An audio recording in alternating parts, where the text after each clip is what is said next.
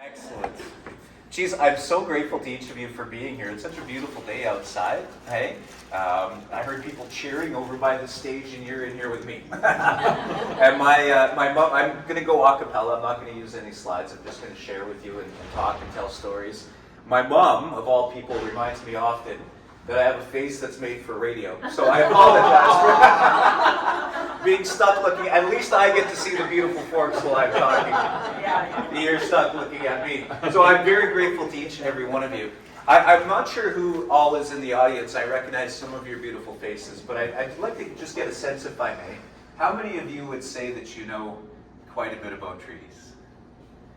A couple of hands go up. Okay, very cool. How many people would say that you know very little about treaties and are kind of brand new to this relationship? Okay, we're in this together. I was in that position not too long ago, so I appreciate this. I grew up being Indigenous, knowing very, very little about treaties. I grew up being Indigenous, knowing that the reason why my people were not in charge of this land was because we were not as smart, because we were not as capable, because we were not as strong as the people who had replaced us. To learn about treaties was something that didn't happen for me until much, much later in my life. And so I'm really excited to share a little bit about what I've learned and why I think treaties are so important and the role that they play in Manitoba. I was thinking about this conversation. I live in West St. Paul, just north of Winnipeg, and where I live is very prairies. Certainly there's trees around, but I don't have to walk very far before I can get to a place where I can look out over the rolling prairies of Manitoba, where I live. And I was walking last night with my dogs, and I'm just enjoying the beautiful weather of Manitoba last night. The wind was whipping around. It was a very beautiful evening. And I thought to myself, and this is going to sound very, very strange for somebody from Manitoba to say, and you may laugh at me, and this may discredit everything I say hereafter, but I think that Manitoba is paradise.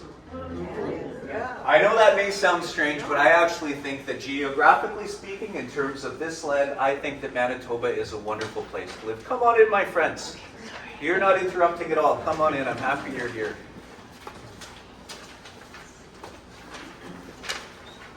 And now you're stuck right up front. I think that Manitoba is beautiful. I was looking out over the rolling fields of Manitoba, and there were so many shades of green, it almost made me want to cry. It was so beautiful. And I thought about the incredible amount of wealth that this land has generated.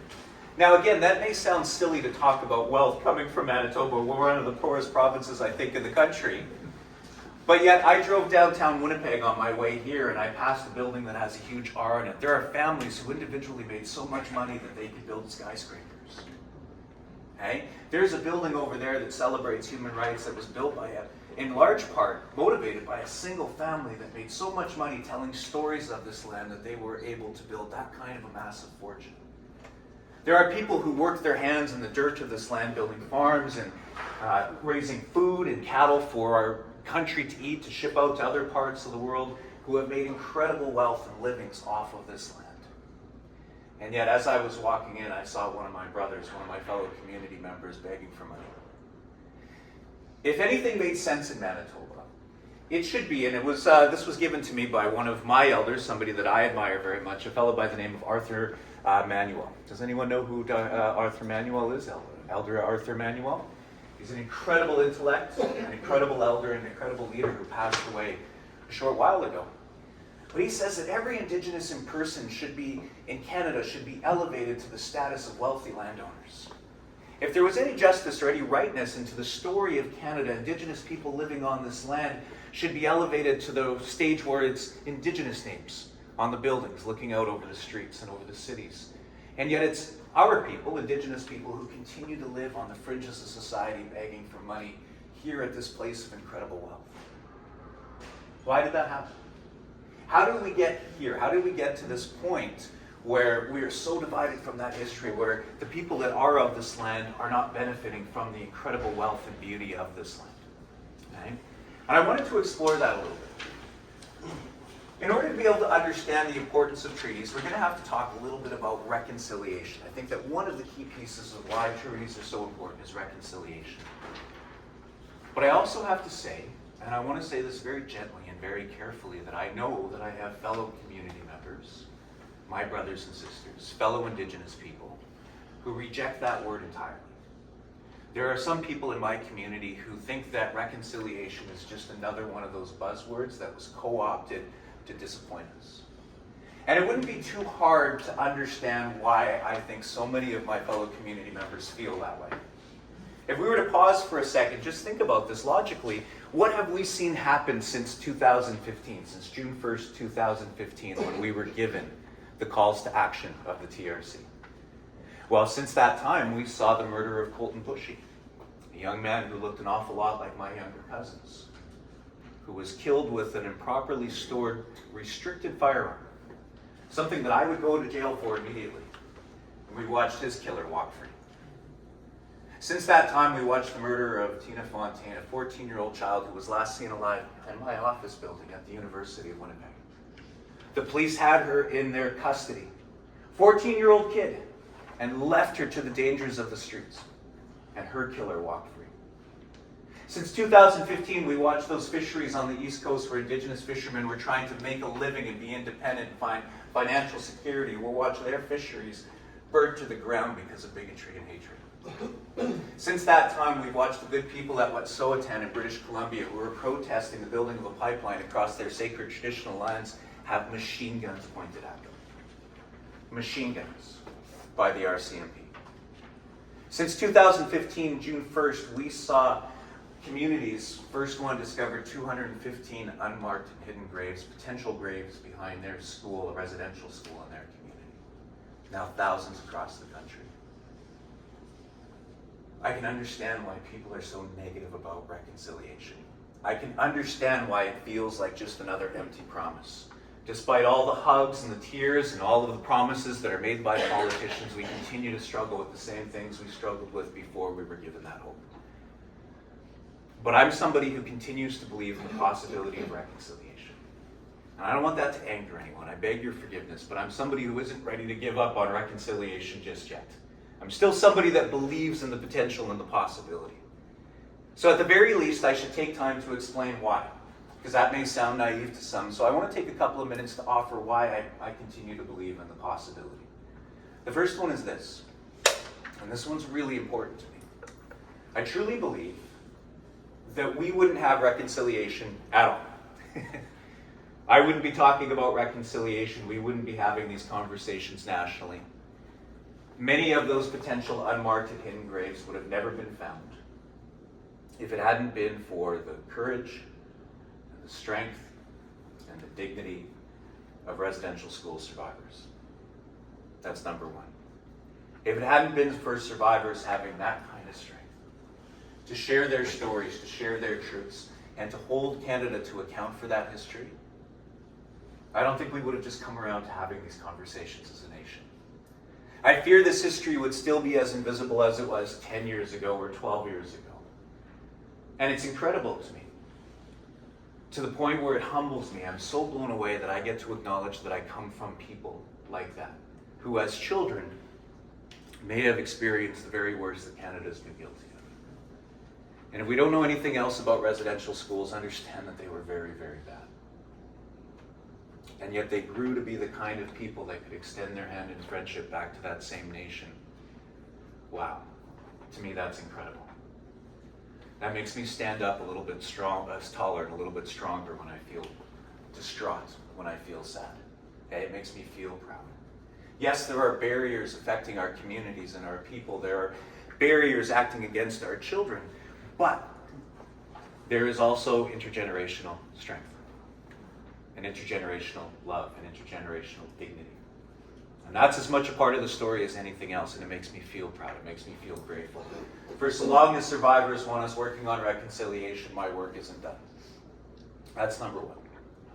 The second reason is going to be a little bit more difficult to understand, perhaps, so I'll take some time to explain it. The second reason why I continue to be passionate about reconciliation is because I don't believe it has anything to do with pity for Indigenous people. I don't think that's accurate at all. I don't think it has anything to do with social largesse for the poor Indigenous people that are struggling. I don't think that that's what this has anything to do with. In fact, I actually believe something very opposite and very different. I think that reconciliation was given to us by survivors so that we could have the opportunity to heal I think that reconciliation is about healing Canada. I think it's about helping us to leave behind a better version of this country for us having been here. I think it's about us recognizing that even though we're not responsible for the wreckage that we inherited in our generation, that we may not be the people who did or were responsible for these horrible things, we do inherit that wreckage, we do inherit that responsibility, and maybe through the exercise of reconciliation, we can leave behind a Canada that's a little bit safer for all Canadians, okay? That has a little bit more of a brighter economic future for all Canadians. The kind of country where we're not continuing to spend huge portions of our tax base into paying for the damages created by the wreckage of broken promises. Where maybe we can be a country that lives up to its full potential. So I truly believe in reconciliation, but I don't think it has anything to do with pity. Now let me take some time to try and explain this. And this is going to go back to that question of why is it that our brothers and sisters who should be, according to Elder Arthur Manuel, elevated to the status of landowners, continue to live in abject poverty in Canada? Let me situate this. I'm of mixed ancestry. I'm a half-breed. We don't use that language anymore, but growing up in the North End, I was a half-breed in the 80s and 90s. Forgive me. Now, being of mixed ancestry, I'm very proud of it today. When I was a kid, not so much. I have a father who is Ojibwe. I was born in Ranville. That's my family from the North End. My grandparents actually ran a boarding house, Main and Inkster, behind the old Safeway there. You remember the old Safeway on Main Street? They actually ran a boarding house for people coming from northern Manitoba that needed medical treatments. Instead of them living on the streets or on Main Street in those hotels, they actually created a boarding house for people coming in for dialysis and such. I'm very proud of that. I'm very proud that my grandparents were healers. You know, when I think about my daughter's future, of course I want her to be wealthy and educated and all those good things, eh? But if she grew up to be the kind of person that sheltered sick people when they needed shelter, I would be so proud of that. Okay?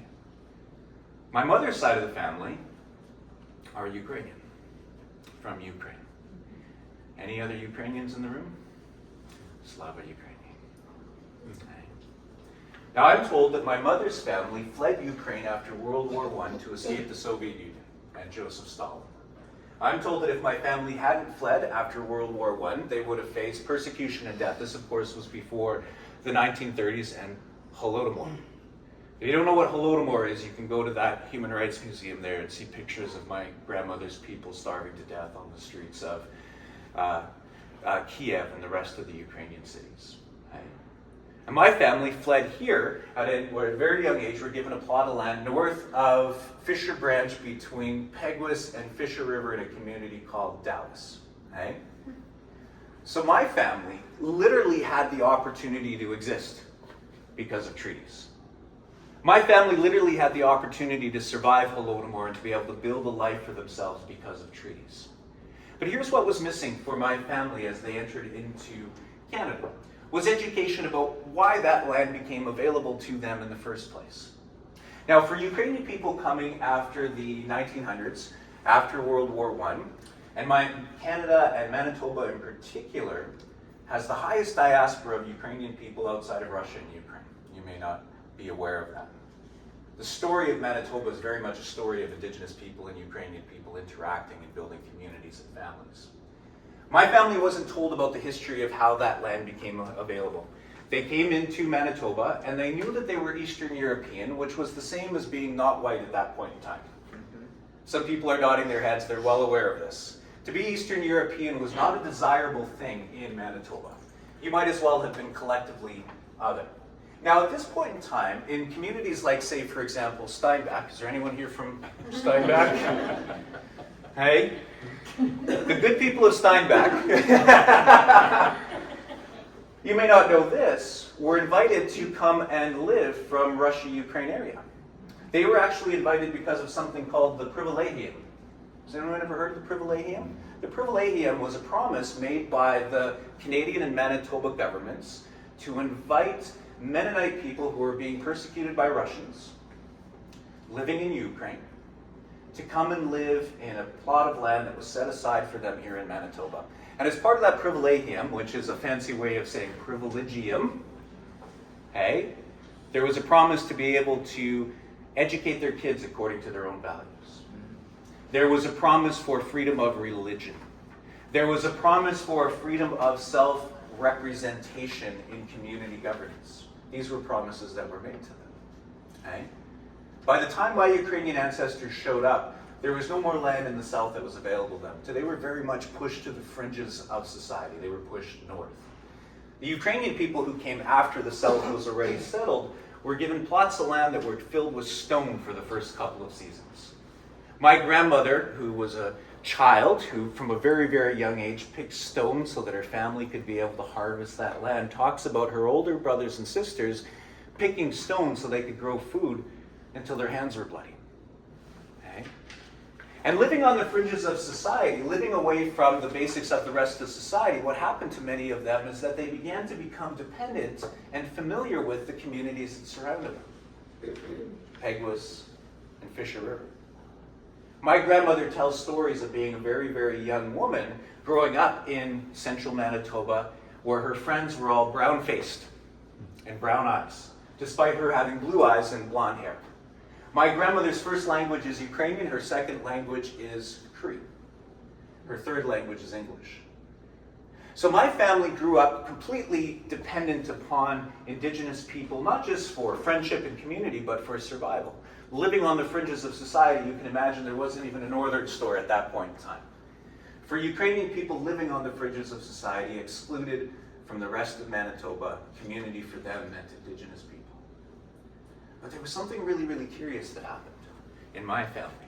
Maybe some people can relate to this story in your family if your family's been here for generations. But there began to be a change in priorities.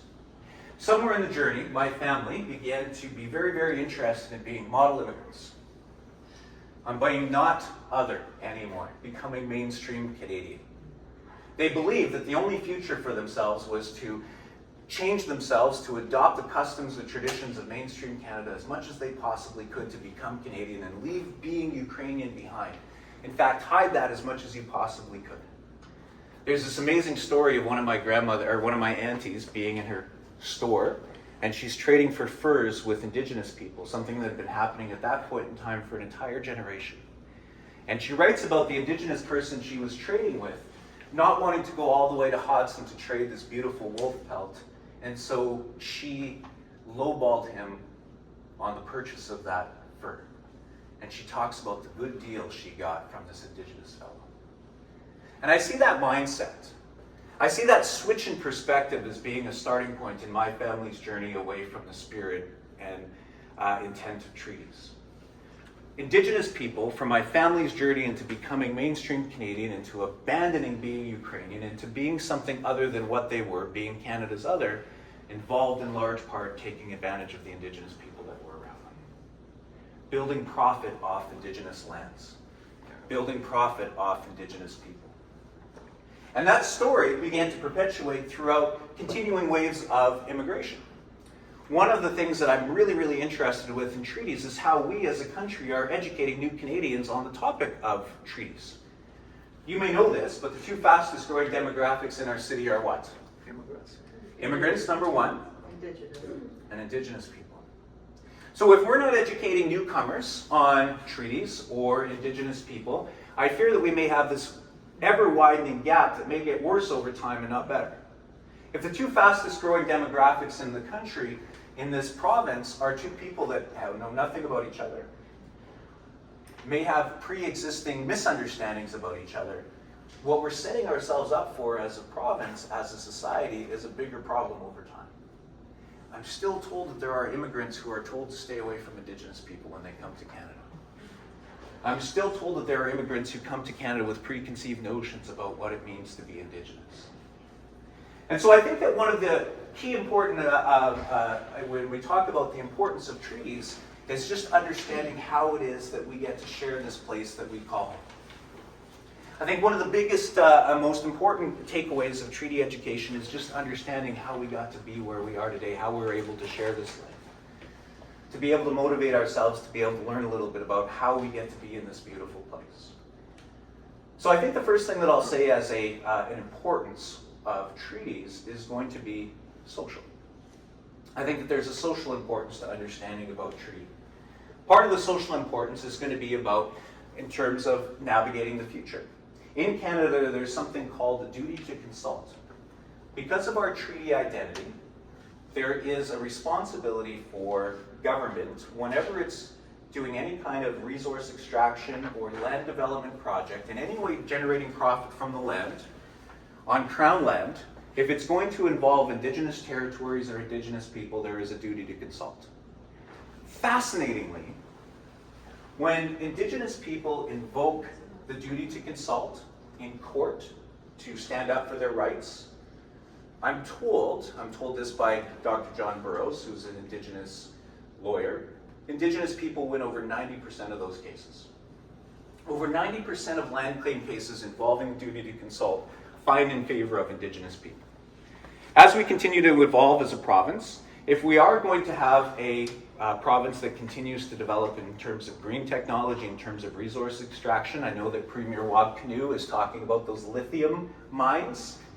We're going to have to be in good relationship with each other if this is going to happen in a good way. Do we want our society to be ripped apart as we see in other parts of the world where there are protests and Canadians actually pointing machine guns at each other? Understanding how we get to be in a place where we have this duty to consult is going to be very, very important, because I think that there still exists an attitude out there in much of Canada of why do Indigenous people keep asking for so much? Okay? Why do Indigenous people keep complaining when they get so much from the government? So there still exists this preconception that Indigenous people get so much from the government that the rest of Canada isn't getting. Isn't that silly? Isn't it silly to live in a society where the people that are struggling the most, per capita, on average, to be able to make ends meet, to be able to find food security, to be able to launch themselves out of poverty, are blamed by that same society for being poor in the first place? Are told that it's their fault. Are told that if they would just be more like something else, that they wouldn't have to live that way. I think that one of the consequences of being ignorant to that history of treaties is inheriting this wreckage where we can't even understand the social landscape around us. I'm going to go back to the words of Arthur Manuel. Arthur Manuel has said that one of the great consequences of colonization is that it got into the minds of Indigenous people, and it told people like me, I'm not going to speak for any other person except me, but I grew up once again knowing that I was less than. I grew up once again knowing that I wasn't as valuable, that I wasn't as smart, that I wasn't as capable. I knew it was my people's fault, and I blame myself. This is a great consequence of being born into a society that's fragmented in such a way. One of the challenges that we've inherited through no fault of our own is this wreckage of broken relationships. So I think that whatever education is going to be for treaties, especially for newcomers coming into this country, it's going to have to be about more than just from the head to the head. It's going to have to be more than just a handbook that we give each other to understand the history of Canada. I think we're going to have to engage in a new type of relationship with one another, especially as our Canada continues to grow with immigration. Now, I've mentioned immigration a couple of times here, so let me pause here for a second and just sort of state my own belief that I believe that we wouldn't have a country today that was economically viable without immigration. The data that I've seen suggests that everywhere where immigration happens, it lowers crime rates, it actually raises community values. Immigration for Canada is a good thing. But if people are being invited into this country with no education on how this country came to be, there's some misconceptions that get imprinted upon to young minds and new minds to this land. As you go down the streets of Winnipeg and you see people like our brothers and sisters that are begging just to be able to make ends meet, without knowing the story of how they got there, it's easy to fall into that trap of believing that it's their fault. It's easy to fall into that trap of thinking that if we just put more police on the streets, we wouldn't have this suffering. Okay? It's easy to fall into the trap of thinking that I don't want any of my dollars going to them or their programs or their services because they're not doing anything to take care of themselves anyways. So I think the first importance of treaties, once again, is social.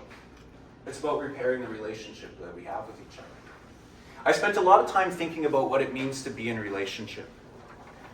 As we watch the world deteriorate into war around us, particularly in the Middle East and Ukraine and other places, we're seeing the consequences of broken relationships around us.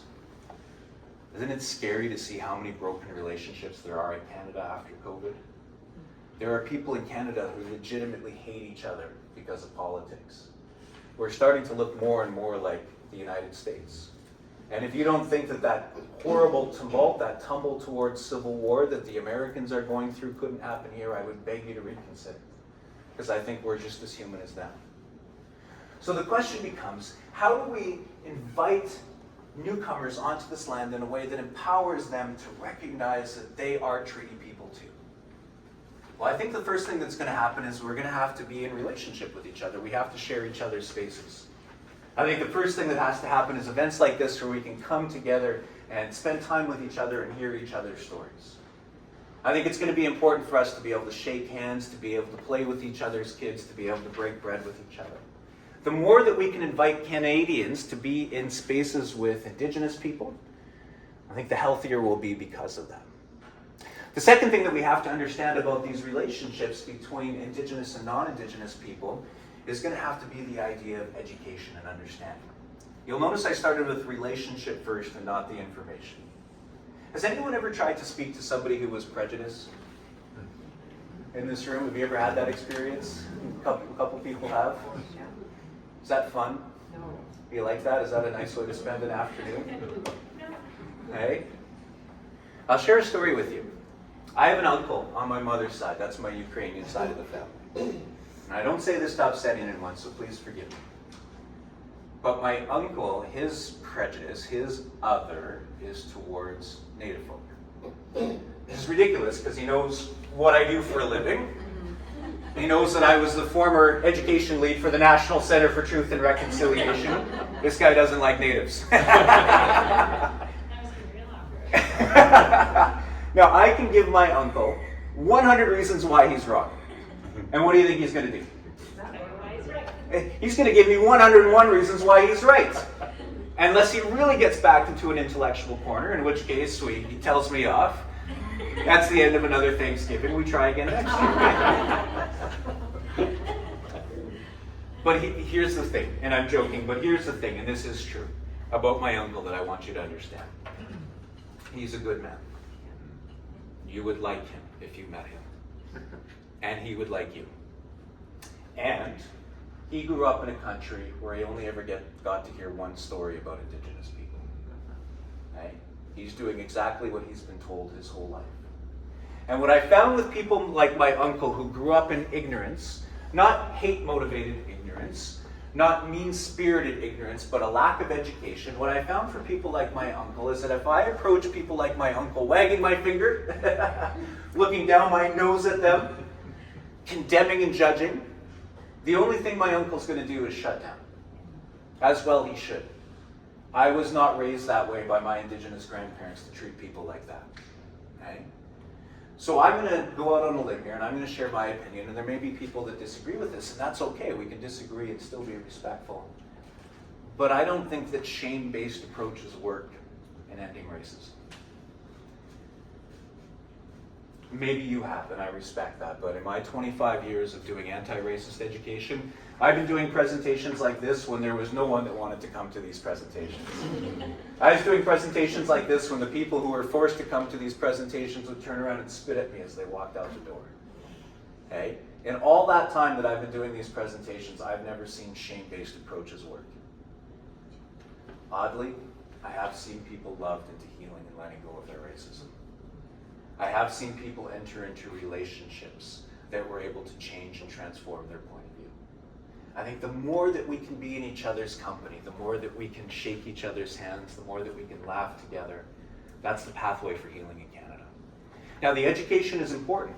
We're going to have to understand that systemic racism for Indigenous people in Canada is legislated. It's not theoretical, it's not ill-defined, it is legislation. We are the last country in the so-called civilized world. We are the last developed country on earth that enforces federal, race-based laws based on blood quanta. We're the last country on earth that does that in the so-called civilized world. No other country in the developed world divides their citizens according to who their parents were, according to a calculation of bloodlines and says, here's a set of laws that apply to you and a set of laws that apply to everybody else.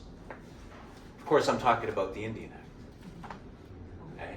If we were going to talk about the reason why we've inherited so much wreckage, if we were going to talk about why our brothers and sisters are begging for survival on these streets that they hold title to, if we had to explain why there's so much hatred and misunderstanding, I'm going to point to the Indian Act, the mindset that created it, and the mindset that allows it to continue to exist every single time.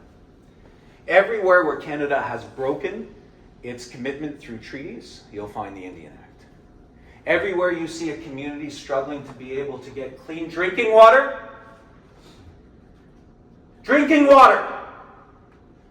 in 2024, you're going to see the Indian Act. Everywhere where you see Indigenous people who are ashamed of their identity because they're a half-breed, because they're maybe not as quantum Indigenous as somebody else who has a card from the government that says they're a real Indian and you're not. And those people are dying of addiction right now because their identity, their sense of belonging was ripped out of their life. Every time you see families that were pulled apart at the seams where parents weren't able to raise their kids, you'll find the goddamn Indian Act. Now, we have to talk about that. We have to talk about how its existence is a shame for all of us. But we don't start there. We start with the relationship. And we start with the relationship first because you know as well as I that I can go out there and talk about the Indian Act and no one's going to give a goddamn until we touch their hearts. I think that's why Truth and Reconciliation worked when things like the Royal Commission on Aboriginal Peoples didn't work in 1996. Or the Justice Report around the death of Phoenix Sinclair didn't work. Somehow the story of residential schools and kids in schools got to Canadians' hearts and started to build a relationship. We could see our own kids in those places. We could see ourselves in those places. So part of this relationship is going to be about relationship, part of it's going to be about education in the face of ignorance, but there's a third thing that we're going to have to look at here that we're going to have to understand, which is this. If we're truly going to have healthy relationships with each other, the third step, I think, in confronting prejudice, in deconstructing that psychology of otherness, the third step in anti-racism is that we're going to have to talk about a really, really difficult concept that's going to make a lot of people uncomfortable. We're going to have to talk about privilege. Yeesh, that's a tough one, eh? Just the word coming out of my mouth feels uncomfortable, doesn't it? Privilege is one of those conversations that can feel very, very icky.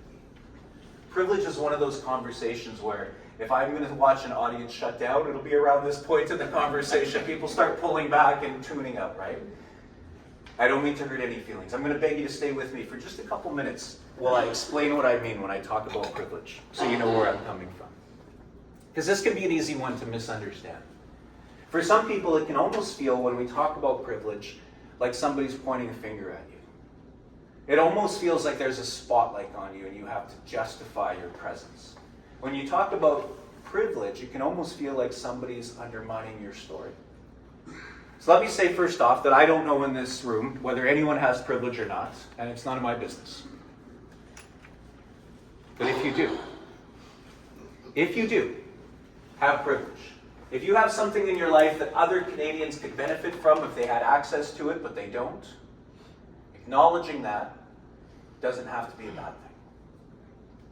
It doesn't have to be an exercise of shame. In fact, it can be a really empowering thing. It can help me take inventory of the ways in which I can lend my voice and my presence to create change for others. It can become a tool for social justice. If I can recognize the privilege that I have, it can make me a more useful person to other people. But if I pretend that it doesn't exist, if I pretend that all Canadians start from the same place and have the same opportunities, there are scholars and bigger thinkers than I that say that that can make us sick. They call that the pathology of privilege.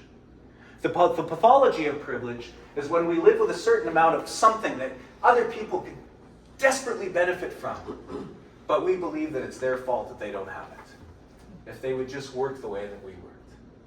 If they would just clean up the garbage on their front lawn, if they would just do this, if they would just do that thing, they wouldn't have to live with us. That's the pathology of privilege. Believing that Indigenous people exist in poverty in pockets around Manitoba because it's their fault is the pathology of privilege. Okay? Not recognizing that every single one of us that's sitting here in this building today at the Forks, which belong to Indigenous people for generations, and the tremendous wealth that those shops collectively generate, and the lives that have been changed because of the profit that is generated from this land, the fact that it's not going to Indigenous people but allows us to be here and enjoy this beautiful space is a privilege. Okay? Now, if we can acknowledge that, we can begin to transform our conversations. We begin to think about how we can lend our voice to people who need some assistance. But it can also make us very sick if we pretend that it doesn't exist. I'll give you an example. Geez, I talk a long time. Yeah, I'm sorry. Are you folks getting bored? I'm sorry. I'll shut up right away. I'll shut up right away. Here, listen. No. Let me tell you a story. When I was the education lead for the National Centre for Truth and Reconciliation, it meant traveling often from Winnipeg to Ottawa and back and forth. Sometimes I'd go twice a week, Ottawa and back. Oftentimes I'd be on the same plane as a local politician from the North End by the name of Kevin Lamoureux. I swear to God it happened twice. Seat 7A, Kevin Lamoureux, 7B, Kevin Lamoureux. It happened twice like that. That was awesome. And I had to gently explain to him, that I campaigned for Kevin Chief. I told him I wanted Kevin Chief to win. He said, so did my daughter. So I don't know. He's a good sport. He's a good sport. But when I was in Ottawa, I wasn't there this day, but it was during this time, you may remember this, there was a shooting in Ottawa. Do you remember? They called it a terrorist shooting. I don't want to misrepresent. I wasn't there that time.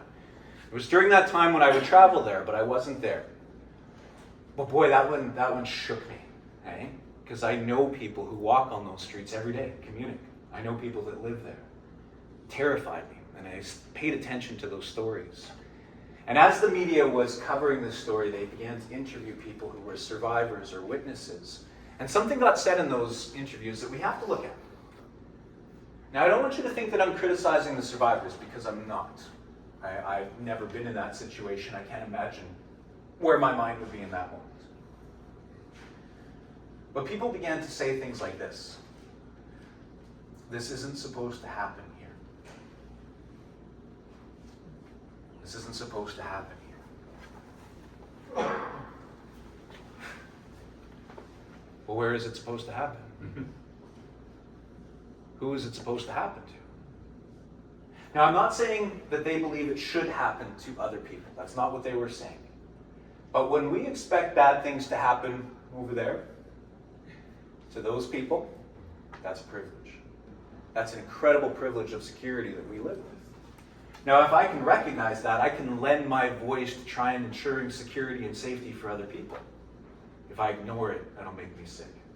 It'll make me believe that perhaps, in the worst case scenario, that I live in the comfort that I live because I made better choices and they live in the terror and horror that they live in because they're not as good people. So we're going to have to talk about privilege. And I don't think that acknowledging privilege necessarily has to be a bad thing. I'll give it to you this way. When I was a very, very young man, I was raised in the north end of Winnipeg by Indigenous men who today we would refer to as being toxically masculine. That's a phrase we use quite a bit. I was raised by men who taught me to solve problems with violence. Those are the values I was raised with. I was taught to be aggressive. Attitudes towards women were exploitive at best, absolutely misogynistic at worst. And I was taught to never show emotion. Okay? That was one of the things that's a consequence of residential schools, isn't it, in our communities? A lot of young Indigenous men think that it's strong to show no emotion, to not be able to cry when we need to cry, and not be able to weep when we have justifiable reason to weep, to put on that stone face and just try to walk through life as hard as we possibly can. That's the message I grew up with. Okay? I went to a funeral for a woman in my family who had died, and I wanted to cry. My cousin, who was just down the pew a little way, started to cry, and he got a backhand for it. I physically can't cry for her. I've tried. In therapy, I've tried. It was beaten out of me. Now, I went to the University of Winnipeg, and when you go to the University of Winnipeg, I was the first person in my family to graduate from high school, first to go to university. If you've ever been first year university, you know that you always get stuck taking the courses that no one else wants to take, right? Okay? You take those courses that were the leftovers, right? So I had to take an English course, and the English course that I took was a course called Feminist Literature. That was the English course I got stuck with. Now I had I had no idea what feminist literature was at that time, but I knew I didn't like it. I walked into that course with such a bad attitude, and Dr. Keith Louise Fulton was there. Yes, Dr. Keith Louise Fulton was there, and almost immediately she began to talk about male privilege. And my mind, my little 18-year-old mind went, male privilege. And she kept talking about it. Now, I'd never heard this term before, but how offended I was. Holy smokes, male privilege. She talked, she went on, she talked about this, and it started with ignorant thoughts. And then it became like the rolling of the eyes, right? Then it became disrespectful questions. And then it became disrespectful things that I said, and I'm very ashamed to tell you that I became a problem in that course. Now, of all the ways that this incredible woman could have dealt with me, Keith Louise Fulton to this day is an intellectual giant. She could squash me under her thumb up here if she wanted to. She didn't. She could have kicked me out of that class. She could have brought me up on non-academic misconduct charges. She could have failed me, all of which would have been justified. But she didn't. Instead, she invited this jackass out for a cup of coffee. And we went out for a cup of coffee, and she said, "What's the problem?"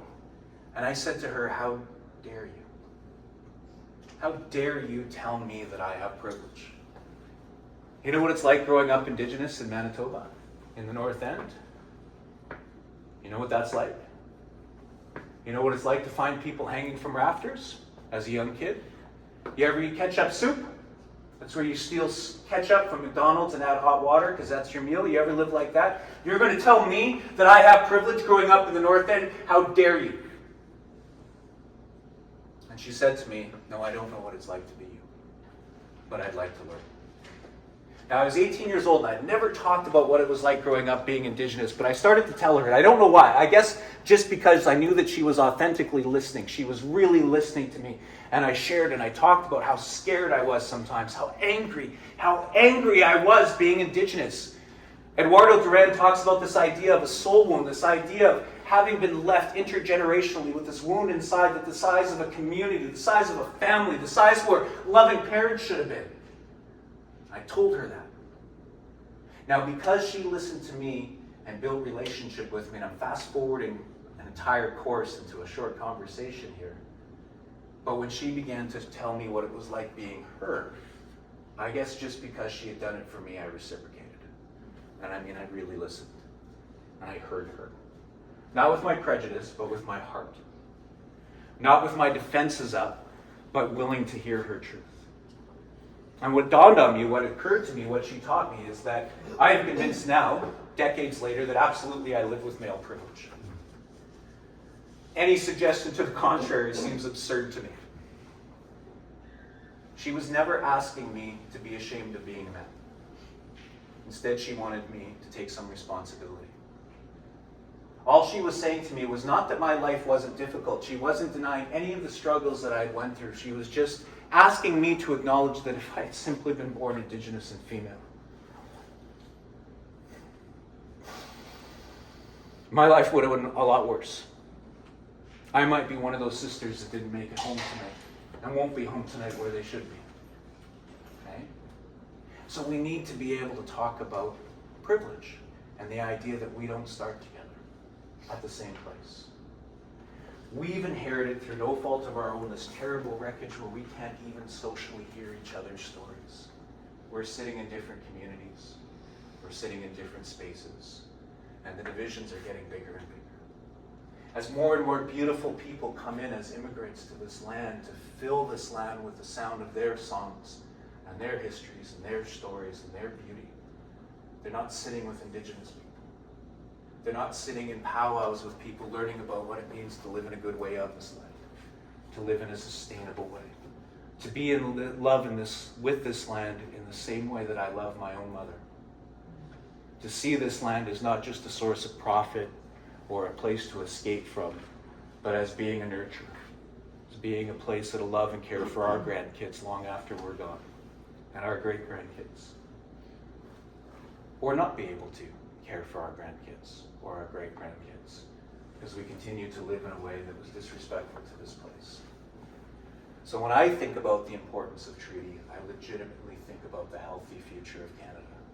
I think if there is a healthy future for Canada, it's going to have to be founded upon principles of reconciliation. I think it's going to have to be founded upon a recognition and an understanding of how we came to be on this land.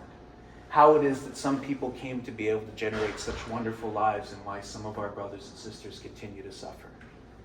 This education path that you're on here, when you could be out enjoying the forks, I have so much respect for each and every one of you. From the bottom of my heart.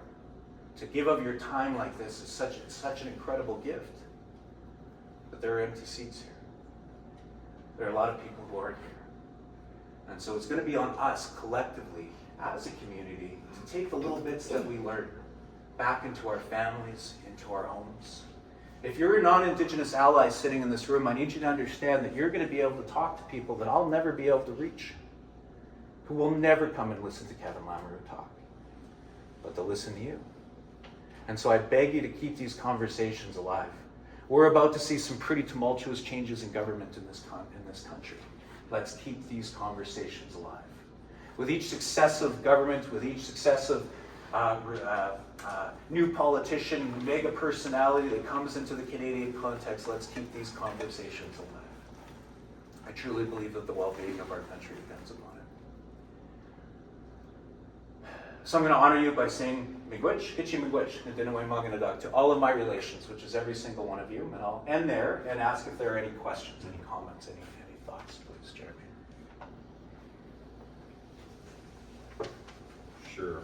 Please. Thank you so much. By the way, I could listen to you for another 2-3 hours. I'm not kidding. Thank you. It's very incredible.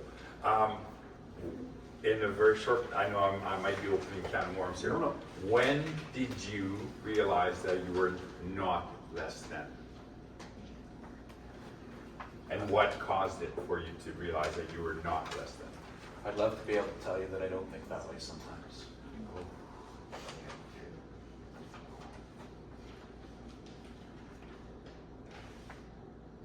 But to answer your question, I think a little bit more specifically, which is what you were looking for, I had the incredible gift as a very young man. When I was 18 years old, March 24th, 1996, I stopped drinking. And I think it was going into recovery that changed things for me.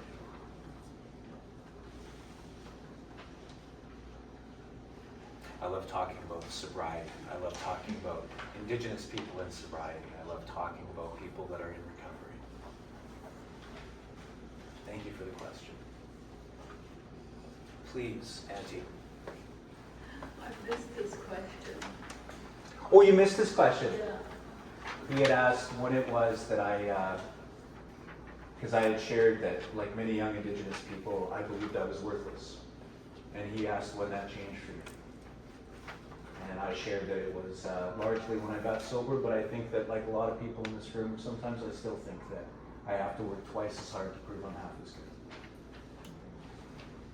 There's actually a counseling model that talks about this. More and more counselors, as you go into therapy, are talking about minority stress, talking about Indigenous psychology, and the psychology of being a minority in a mainstream society and the weight that comes with that. And it's everything from the burden of representation, it's the fear of always being identified as, it's the fear of always having to outlive stereotypes. It's this constant pressure of not knowing if you're going to be judged, whether you're accepted, whether people are going to make fun of you. It's this constant state where your nervous system is elevated compared to everybody else just because of the color of your skin or your ethnicity. It's minority stress. And I think that a lot of people in this room could probably relate to the experience of feeling like you had to work twice as hard to be seen as being half as good in a workplace. Sometimes that can just involve being a woman in a workplace. Please, Auntie. I just have a comment. One of my colleagues who is an Indigenous ally to me, he was really getting quite frustrated with, I guess, one of his family members, just like you. Yeah. Like he was trying to explain things and share knowledge, whatever, and that his family member wouldn't budge. Yeah. And he says, I'm so frustrated, what could I do now? And I said, well, you have to accept him where he's at right now, right? That's what it is. But what, I know you have two sons, what are you doing in that part, in that piece? In terms Right? of work. So building that, continuing that awareness, the knowledge, and that's where we have to start from. I think where we're changing Yes. our allies, because sometimes we won't be able to touch people, right? We just can't. But we have to move on and maybe look at the next generation. Yes, absolutely. So wise what you're saying. This experience with your coworker. I'll share with you that there's this very, very famous scholar by the name of. Give me a second, it'll come to me. I'm already. I got summer holiday brains already. Give me a second. Pedagogy of the oppressed, for Pete's sakes. Paulo Freire. Paulo Freire was a Brazilian scholar. And he very famously said he worked with Indigenous people. He worked with people that were surviving colonization and oppression. And he said very, very famously, it's historically been the role of the oppressed to heal the oppressor. And what does he mean by that? He's not saying that's the way it should be. But he's saying that oftentimes when people are invited to challenge, to think about their own racism or their own beliefs, it's because somebody created a safe, loving environment for them to consider the possibility that they might be wrong. Now listen, as much as I don't respect racism, I have the utmost respect for anyone who can get to a point in their maturity and their journey where they can say to themselves, geez, I might have been wrong. What an incredible feat of personal accomplishment that is. Geez, I might not be right all the time. I might have been wrong about this issue. Now, how do we nurture people to get to a place where they feel safe enough to acknowledge that? Well, it's certainly not going to be over beers. It's certainly not going to be in a place where they have to defend their ego because other people are watching. It's going to be in environments where they feel safe. And what I've seen time and time again is that it's aunties, it's educators, it's people that are in their own healing journey in such a way where they can create safe landing places for people to have tough conversations. So I would suggest I don't fight with anybody at all. I don't want to fight with anybody. I want to bring as much love into these conversations as I possibly can because I think that's how we move forward. Thank you.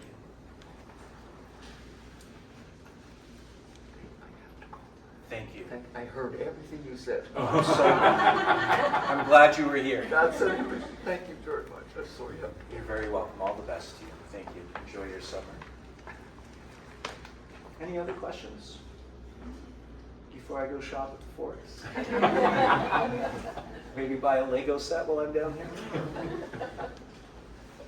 Listen, thank you so much for spending the lunch hour with me. That was really nice. All the best. All right.